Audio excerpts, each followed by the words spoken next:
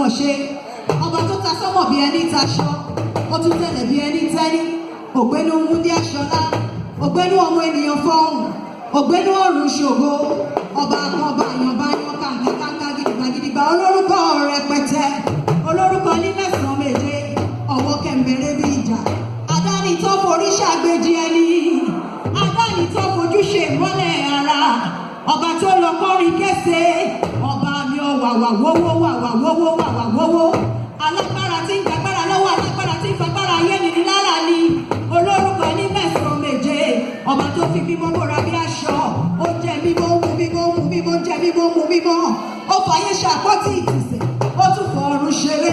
olórúkọ ní mẹ́sàn-án méje ọba tó ní ẹ̀mí inú ènìyàn ọba mi tó lọ kọrin kése àbẹ̀tìlú kára bí àjèrè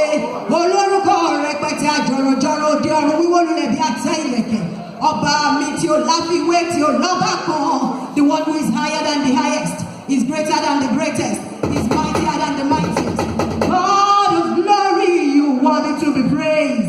hallelujah.